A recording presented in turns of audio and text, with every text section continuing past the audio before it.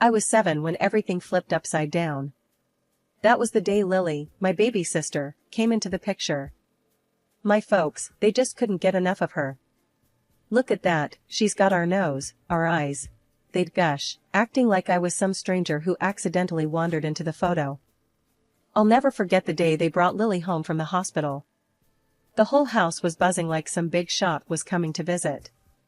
And there I was, smack in the middle of it all, just trying to catch a glimpse of this sister everyone was fussing over. But no, the moment they walked in, it was like I turned invisible. "Nellie, sweetie, why don't you go play outside? Let us have some time with Lily," Mom said, with a kind of gentle shove towards the door. Dad was no better, all googly-eyed over Lily, acting like I wasn't there. As time marched on, it was clear who got the VIP treatment. Lily got the works, the newest toys, clothes that weren't picked out of a clearance bin, and even the better slices of cake. Me? I got the leftovers, the hand-me-downs, and the good enoughs. School turned into a nightmare. "Hey, Scarecrow," they'd jeer, poking fun at my out-of-date, out-of-style getup. It stung, you know? I tried, really tried, to tell Mom and Dad how rough it was, hoping maybe, just maybe, they'd see me again. "I'm getting picked on at school. It's the clothes," I managed to spit out one evening. Mom barely glanced up, her hands busy prepping Lily's favorite meal. "Oh, Nellie, you're making mountains out of molehills. Lily's the baby, she needs the best we can give," she said, like that explained everything. Dad wasn't any help either. "You're the big sister, Nellie. You gotta be tough," he'd say, dismissing my feelings like they were nothing. That's how it was. Lily, with her shiny new things, and me, fading more into the background each day. I tried to brush it off, pretend it didn't bother me. But it did. Seeing Lily destroy her brand new toys while I clung to my second-hand ones, it just didn't sit right. Lily was the queen bee of our house, and she knew it too well. Her rule wasn't just about getting the best of everything, it was about making sure I knew my place, which was way below hers, obviously. One afternoon, I came home from school, my spirits a bit higher than usual. I'd actually had a decent day, no one called me names, and I'd aced a math test. But that was about to change. I walked into our room to find Lily with a marker in hand, my math notebook open and scribbled all over. Pages torn, equations smudged into oblivion. "Lily, what the heck are you doing?" I yelled, snatching the notebook from her grasp. She just looked up at me, her eyes wide with faux innocence. "I was just drawing. It looked boring," she retorted, her voice dripping with disdain. "Boring? That was my homework. How am I supposed to turn this in now?" I could feel the anger bubbling up, my brief moment of peace shattered. "Oh, boo-hoo. Just tell the teacher your dog ate it," she sneered, rolling her eyes and hopping off the bed, clearly not done wreaking havoc. Fuming, I gathered the ruined pages, trying to salvage what I could. It was then that Mom walked in, her eyes immediately drawn to the mess. "What happened here?" she asked, her tone already accusing me. "Lily destroyed my math homework with her art," I said, trying to keep my voice steady, despite the injustice burning inside me. Mom turned to Lily, who by now had perfected her me look. "I didn't mean to. I was just playing," she said, the picture of innocence. And just like that, I knew I was the one who'd end up in trouble. "Nellie, can't you see she didn't do it on purpose? You're older, you should understand," Mom chided, her words a slap in the face. The days turned into a never-ending loop of Lily's cruelties. She'd ruin my stuff, play the victim, and I'd get the heat. Clothes, books, even my few cherished items from Grandma, nothing was safe. One day, I caught her red-handed, pouring paint over my school project. "Lily, that's my project. Why?" I shouted, grabbing the paint bottle from her. "It's funny. You should have seen your face," she laughed, her enjoyment of my misery clear as day. That was it. I'd had enough. "You're such a brat," I yelled, the words out before I could stop them. Her laughter stopped, and she stared at me, shocked that I'd finally retaliated.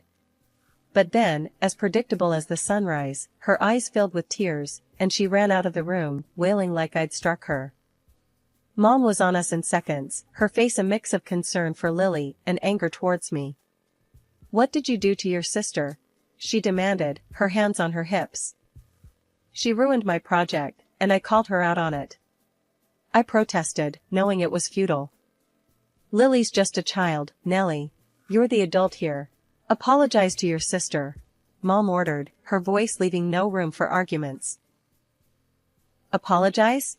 For what? Standing up for myself? The unfairness of it all was suffocating. But I knew arguing would only make things worse.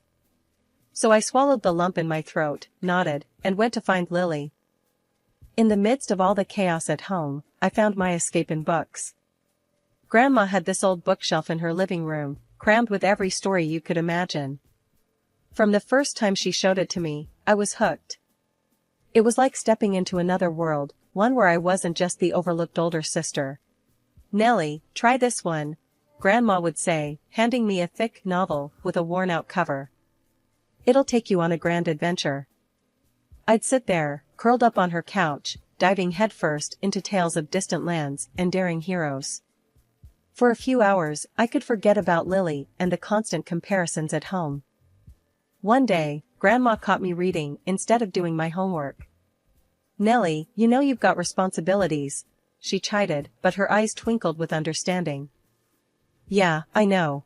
But these stories, Grandma, they make me feel different. Like I'm not just me." I tried to explain, struggling to put into words how much those books meant to me.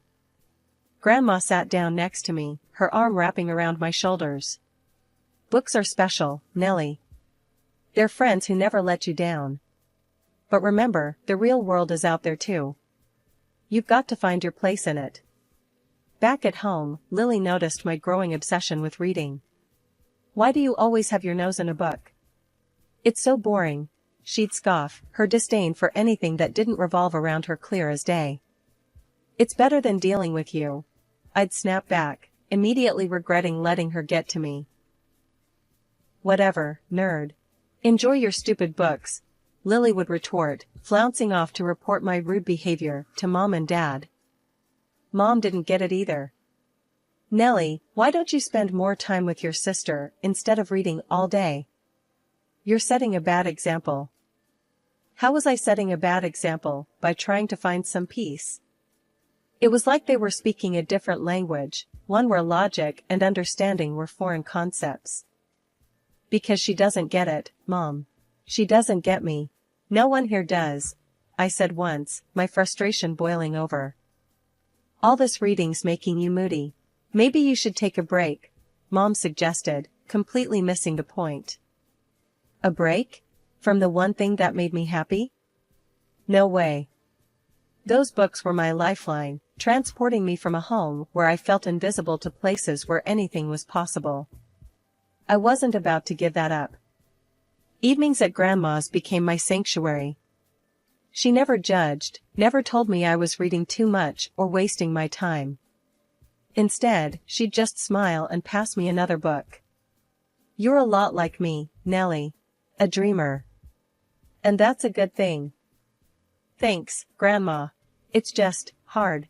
At home, I mean," I admitted, the words spilling out before I could stop them. "I know, dear. But remember, the people in those stories you love? They face challenges, they struggle, but they never give up. You've got that same spirit in you." Those books and the time with Grandma, they were like a lifeline for me. But everything took a hit when I turned 17. Grandma passed away. It felt like losing my anchor in a stormy sea. My parents, though, they barely batted an eye. All they saw was an opportunity to dig through her stuff, like vultures circling for a meal. "I can't believe she had all this old junk. What are we even going to do with it?" Mom said, rifling through Grandma's things with a dismissive air. Dad was no better, eyes lighting up at the thought of what could be sold. "There's gotta be something valuable here. People pay good money for antiques," he mused, completely ignoring the sentimental value of Grandma's possessions. Then came the moment they found Grandma's library, my sanctuary.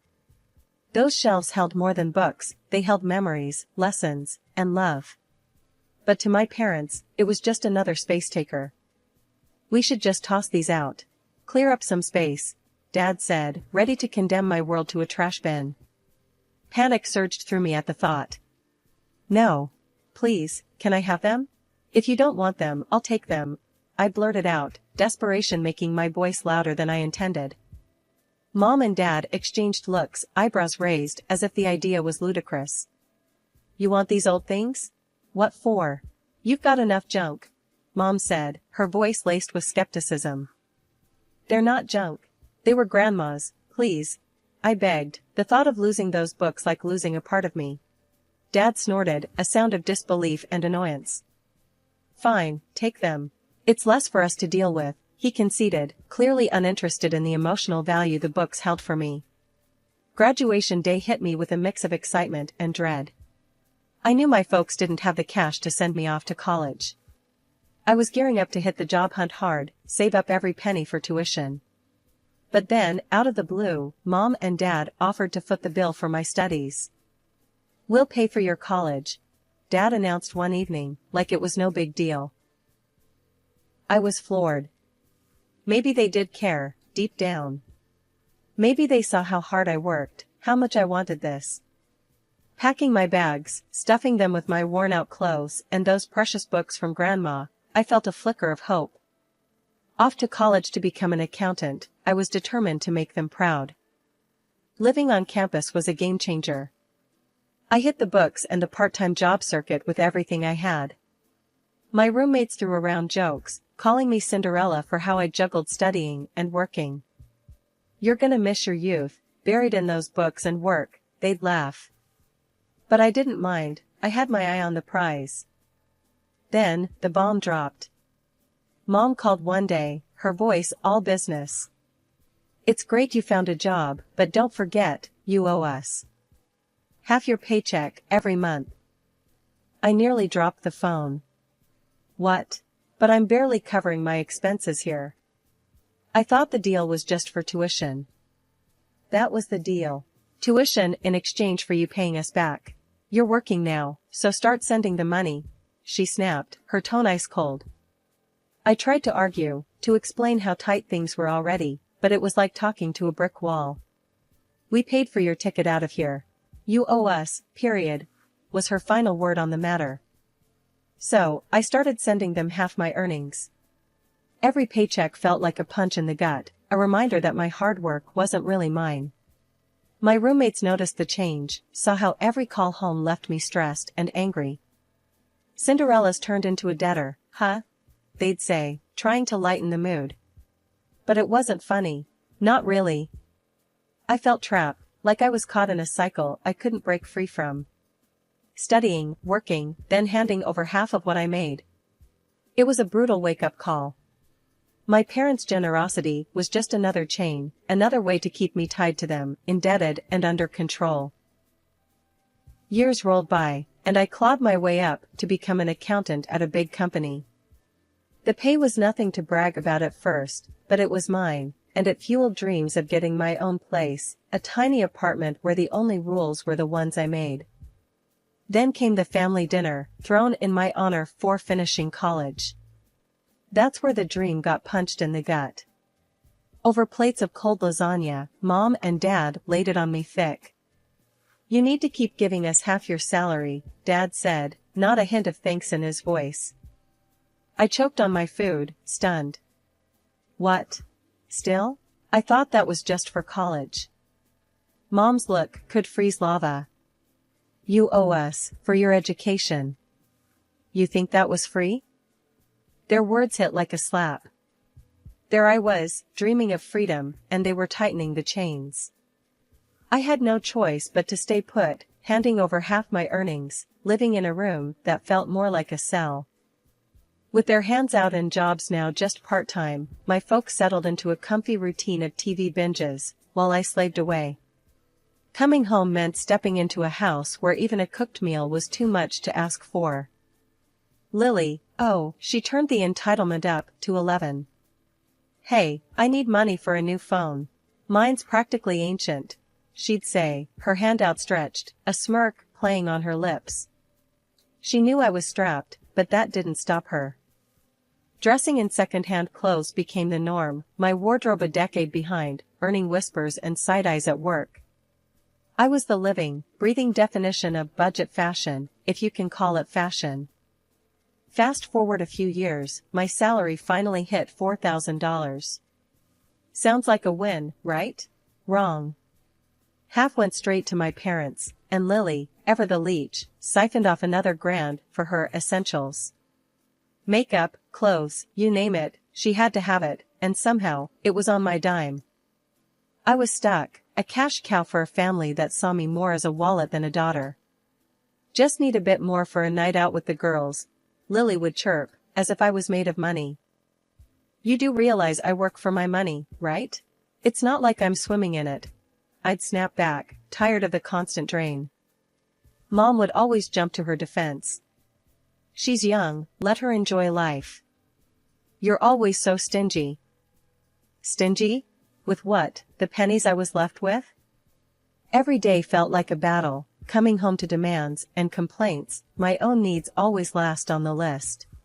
Turning 30 should have felt like a milestone, a reason to celebrate or at least acknowledge I've survived 3 decades.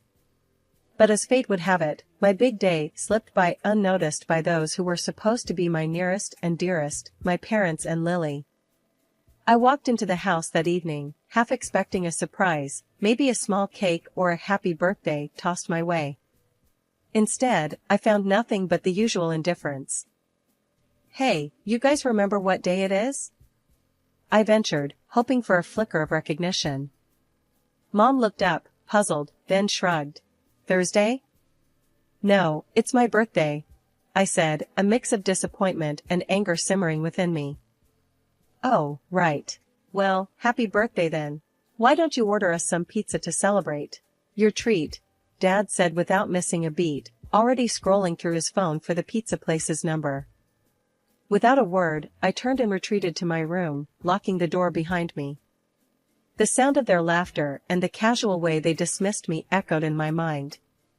This was the final straw. It was clear as day now, nothing was going to change unless I made it happen. It was just another night, counting the cost of dreams deferred, when my phone buzzed. Aunt Maggie, Mom's sister, rarely called, so seeing her name light up the screen was a jolt. Hey, Aunt Maggie, I answered, trying to mask the exhaustion in my voice. Happy birthday, love. I was thinking about you. Did your folks do something nice for you? Her voice was warm, a contrast to the chill I felt at home. I laughed, hollow. Nice? You could say it's been just another day. There was a pause, heavy with unspoken words. Listen, dear, I've been meaning to tell you something. It's about your grandma's contribution to your college fund. I sat up straighter, confusion threading through my curiosity. What contribution? Mom and Dad paid for college. They remind me every chance they get. Aunt Maggie sighed, a sound laden with regret. No, love. It was your grandma. She set aside a fund for you, made your parents promise to use it for your education. They never spent a dime of their own money on your tuition. The room spun. They, what? But they've been taking my money, saying I owe them for college. It's the truth. I thought you knew. I'm so sorry, Nellie. I hung up, my mind racing. The betrayal stung, burning away the fog of years of manipulation. It wasn't just about the money, it was the principle, the years of control, of making me feel less than, all based on a lie. I walked out to confront them, Mom, Dad, and Lily, all there, celebrating as if they hadn't just forgotten my birthday, as if they hadn't been lying to me all my life. I know about the lie. I blurted out, my voice steady, despite the emotions raging inside. Grandma paid for my college, not you. Their laughter cut off abruptly, replaced by a stunned silence, before Mom tried to brush it off. What nonsense. Sit down, let's eat. You're overreacting as usual. Dad, with that smug look of his, chimed in. Yeah, and don't forget to pay for this feast. It's your treat, remember? That's when I dropped the bomb. I'm done. I'm leaving. You've lied and used me for the last time. Their smirks faded. Dad's eyes widened, and Mom's face went pale. You can't be serious, she stammered. After everything we've done for you? I was firm. Exactly, because of everything you've done. I'm out. Lily snorted, her usual mocking self. Where will you go? You can barely afford to dress yourself. I ignored her jab. I'll figure it out. I'd rather struggle on my own than continue living like this. Dad finally set his phone down, his expression serious for once. You think you can just walk away from your responsibilities here? My only responsibility is to myself, I countered. I've done enough for this family, more than enough. It's time I start living for me. Mom's face hardened. If you walk out that door, don't think of coming back.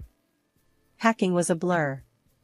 I took what mattered most, Grandma's books, a few clothes.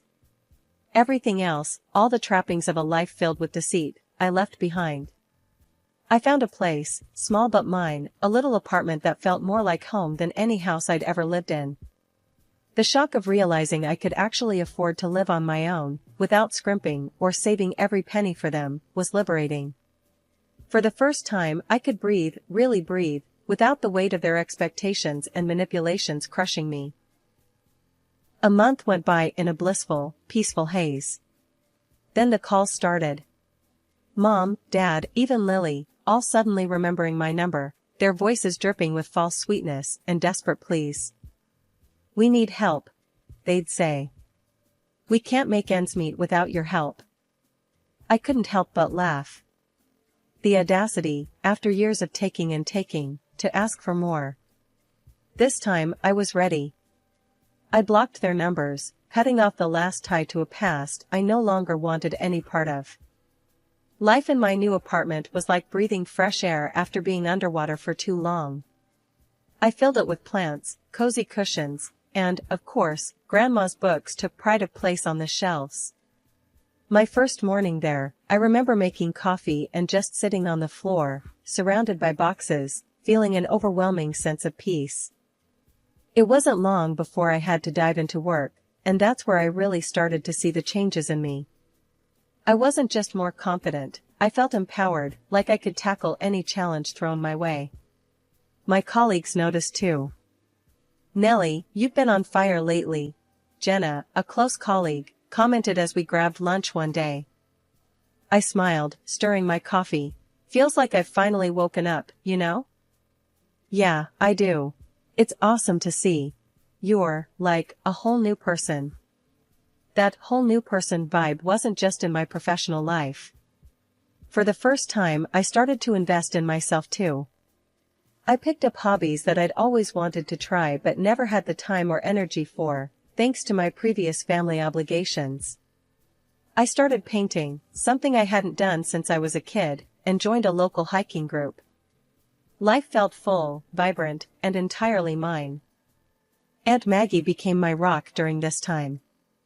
Her support was unwavering, and she was always just a call away, ready to listen or offer advice.